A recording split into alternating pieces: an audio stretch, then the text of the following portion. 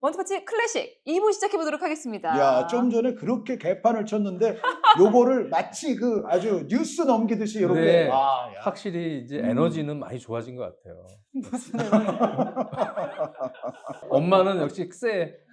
아, 그렇습니다. 이게 사실 여러분들 아시죠? 왜 제가 이렇게 힘들어하는지. 이 카메라 너머 시청자분들은 모르실 수가 있어요. 아, 근데 벌써 지금- 정말 힘든 시기가 조금 이제 또 지난 거 아닌가요?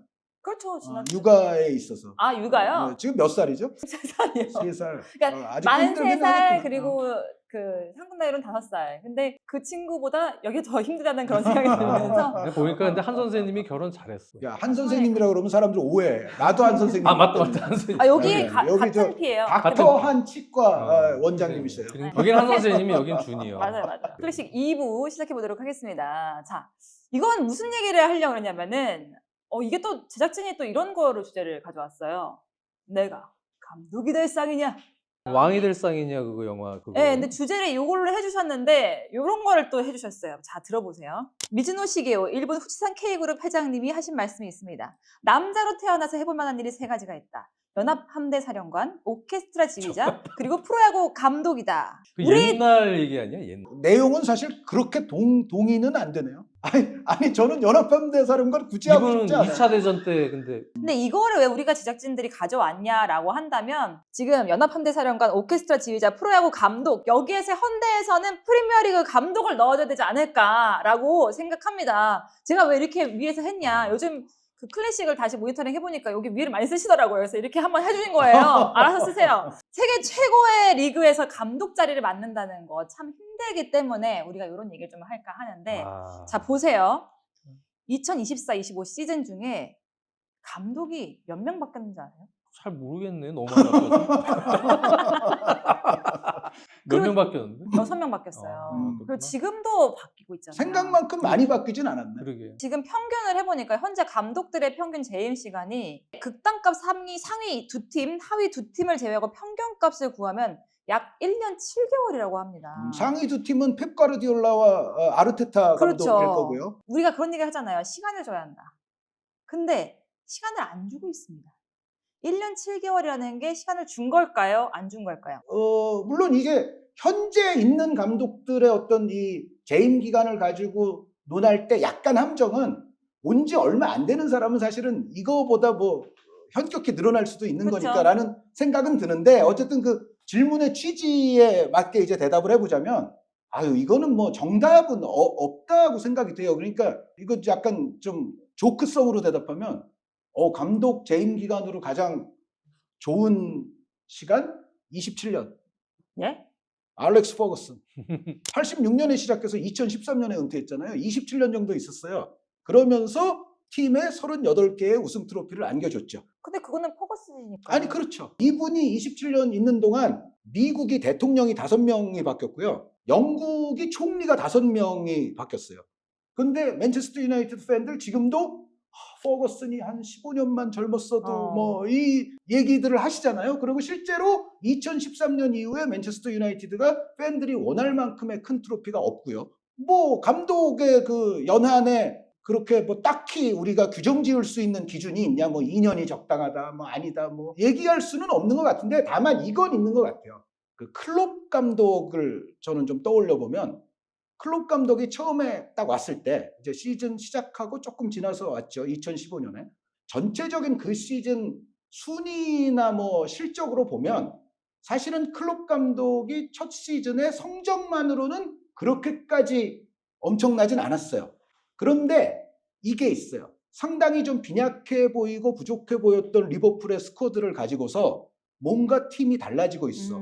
뭔가 팀이 클롭의 그 정말 그 당시 아주 유행했던 그 유명한 그 전술에 팀이 좀 녹아들고 있어. 그러니까 당장 뭐 괄목할 만한 성과가 나왔던 건 아니지만 팀이 조금씩 변화한다는 거를 느끼게 해줬었어요. 긍정적인 변화. 네, 그러고 나서부터는 우리가 알고 있는 이제 리버풀의 아주 성공 시대가 열려서 지금 오늘날의 리버풀의 초석을 아주 든든하게 세운 사람이 이제 위르겐 클롭 아닙니까? 그래서 팀이 변화를 분명히 시작을 했고 이대로 나가면 괜찮겠다라는 그 희망의 불씨를 리버풀 팬들에게 강렬하게 심어줬어요. 그러니까 여러 가지를 다 봐야 되겠죠. 지금 우리가 처한 상황.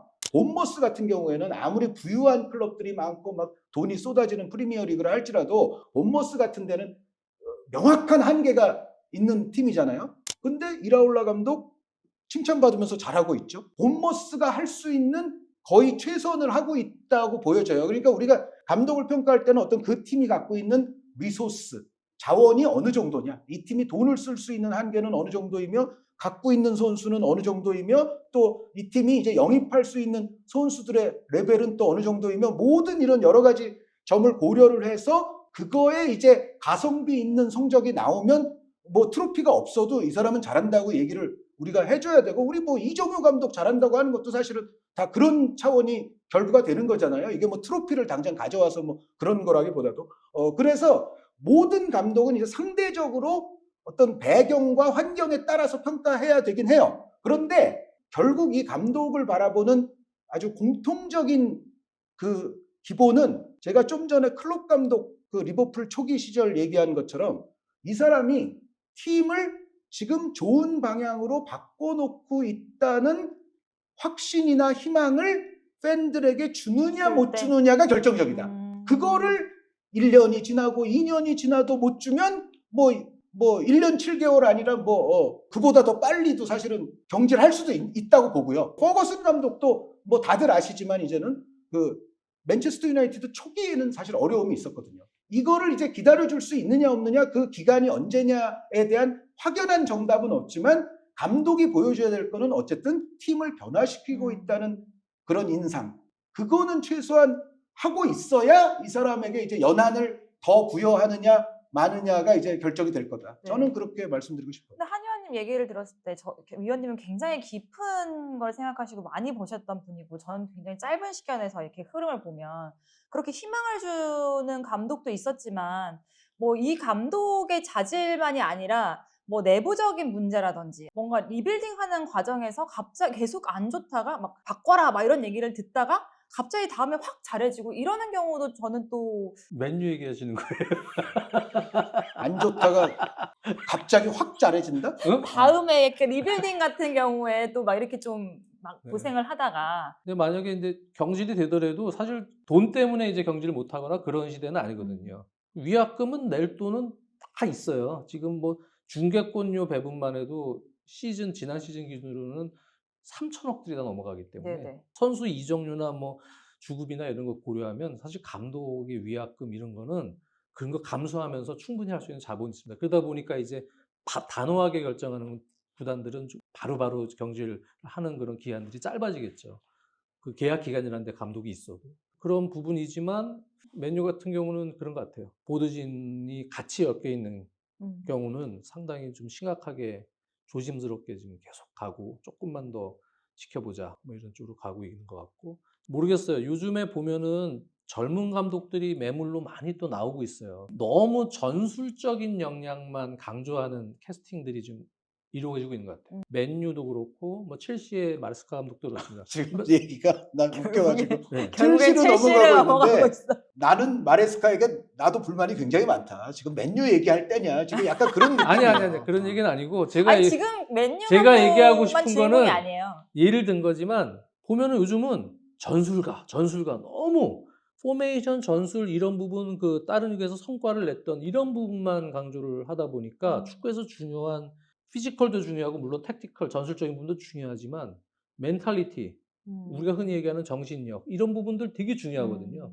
근데 경기장 안에서 보면은 감독들이 뭐 맨날 메모하고 무슨 체스 놓듯이 이런 것만 하고 예를 들어서 뭐 맨유도 그렇고 아모린 감독도 선수들 막 독려한다거나 막 막 형님 승부수를 리더십 좀- 같은 그런 게 없다는 그래서 거죠. 뭐 선수들한테 좀 막 뭔가 좀 에너지를 할 수 있어, 심어주게끔 할 수 가! 있어 이런 뭐 이런 동기부여 거. 이런 제스처나 이런 게 없어요. 시메오네. 그 시메오네 같은 감독은 나이가 있잖아요. 이런 감독들은 여전히 그 멘탈리티 중요하다는 걸 알거든요. 많이 하는데 그런 게 없어요. 그 팀 안의 리더십도 상당히 부재해 있고 뭐 첼시 마르스카 감독도 마찬가지입니다. 근데 젊은 감독들이 상당히 지혜롭고 똑똑한 건 좋은데 동기부여 그 안에서 지고 있는 상황도 이걸 극복할 수 있는 힘 또는 뭐 이런 게 사실 축구 경기는 정말 중요한 요소인데 거기에 이제 근데- 선수단을 평상시에 어떻게 관리하느냐, 맞아요. 그렇죠. 사람들을 관리하고 어떻게 잘 다루느냐. 맞습니다. 그게 중요한 문제죠. 예, 진짜 축구의 가장 중요한 본질적인 부분을 너무 또 외면하는 그러한 또 시대가 되는 것 아닌가. 되게 중요한 것 같아요.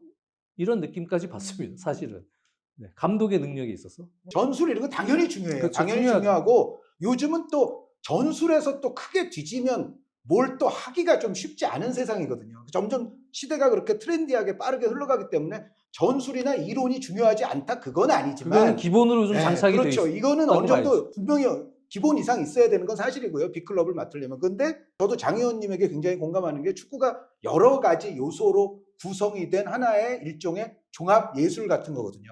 정순주 아나운서도 뭐 예술을 하셨던 분인데 어느 한 가지가 괜찮아도 다른 쪽에서 크게 결여됐거나 뭐 결격 사유가 발생하면은 이게 종합적으로 좋은 작품이 나오기가 어렵죠. 그런데 장 의원님 말씀에 저도 공감해요. 그러니까 전체적인 지금 축구판이 조금 그런 면이 없지 않아 있다. 맞아요. 특히 프리미어리가 그게 조금 더 심한 것 같아요. 왜냐하면 네. 프리미어리그는 돈이 많으니까 저 리그에서 뭐, 연구 실적이 좋았어? 제가 똑똑하대? 포텐셜이 엄청 크대? 그러면은 프리미어리그는 돈이 많으니까 그런 사람들을 다 데려다 모을 수 있거든요. 그래서 그래서 아니면 가 이렇게 하는 거. 그렇죠. 빅리그 중에서 지금 외국인 감독 비율이 뭐 프리미어리그는 옛날부터도 많았지만 왜냐하면 워낙 거기에는 잉글랜드 출신 지도자가 그렇게 별반 좋은 사람이 예전부터 많지 않았었기 때문에 솔직히 지금 잉글랜드 네. 출신 지도자가 한 2명, 3명? 근데 지금 전술적인 부분도 트렌디한 전술이 거의 비슷하게 다 쓰고 있어요. 그렇죠. 지금 비슷한 완전히 패턴. 수렴돼 있는 상태이기 때문에 사실은 그래서- 여기서 획기적인 정말 과르디올라가 처음 등장했을 때 혹은 뭐 위르겐 클롭이 올라오기 시작했을 때 그 정도의 뭔가 획기적인 패러다임 전환을 일으킬 만한 그런 이론이 또 딱 지금은 이렇게 없어요. 나오기도 쉽지 않은 지금 시대가 됐어요. 조금 예전에 비해서는 뭐 전환이나 또 효율적인 부분, 실리적인 부분 그런 부분들이 조금 더 진화된 형태로 지금 가고는 있어요. 물론 피지컬이 많이 오가됩니다. 이런 축구에는.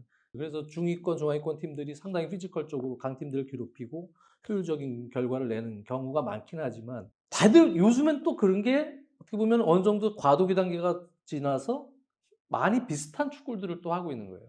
그러니까 이런 상황에서는 결국은 차별화를 둘 수 있는 부분이 다른 부분, 선수들을 관리하고 또 스카우팅 같은 부분, 다른 데서 이게 차별화가 되는 거예요. 누가 더 스카우팅을 잘했냐, 선수를. 그리고 또 감독은 다른 부분 영역에서 얼마큼 멘탈리티나 또 관리적인 측면이나 이런 부분을 또 잘했느냐. 이런 데서 팀 분위기가 좌우지되고 또 차이가 나는 뭐 이런 또 상황으로 또 가는 것 아닌가. 이제 좀 맨유가 조금 더 앞서 나가기를 위로 나가기를 조금. 근데 잘하길 바래 진짜나 네. 맨유. 나 진짜 맨유 응원해요. 진짜로. 그런데 맨유 그래야 이게 프리미어리그 되게- 살아 진짜. 되게 뭐라 하지? 아, 위선적인 맨유가 말투인 게 아니야 결국 진짜로. 등을 아니, 치고 첼시보다는 올라오면은 좀 응원하지 못하길 않을 거 바라겠죠. 아니에요. 어? 첼시보다는 좀 첼시보다 못하게 아, 못하게 그건 말하는 당연하지. 첼시보다는 잘하면 안 되지. 그러니까 너무 절대로. 너무 못하지 말아라. 대신 첼시가 15등은 안 할게. 그러면 강등될 수도 있으니까 맨유가. 그러니까 그런 거잖아요. 우리가 그래도 우리는 같이 그렇게는 안 해요. 첼시가 조금 흥행을 17등을 해야 하면 큰일 나지. 큰일 날. 그건 다이렉트 네, 강등이지. 네. 돼요. 맨유가 강등? 그건 말도 안 되지. 이제 끝내시죠. 끝났습니다. 우리 몇 시간 녹화했어요? 정말 이 두 분은 종이도 없어요. 오늘 종이도 혼자서도 가능할 것 같은데 그렇죠.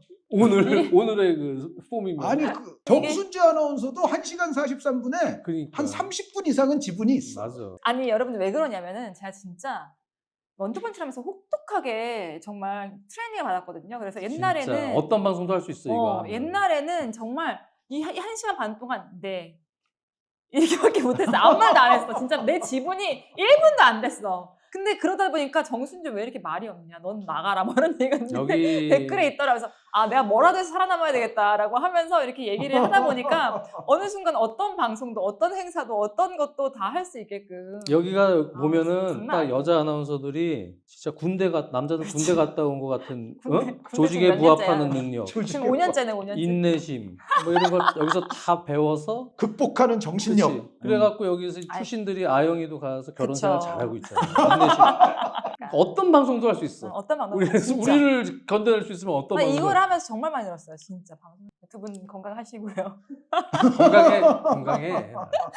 그렇습니다. 원터펀치 클래식 이렇게 또 이제 이 두 번째 시간이었잖아요. 굉장히 여러분들이 또 좋아해 주실 거라고 느낌이 옵니다. 아,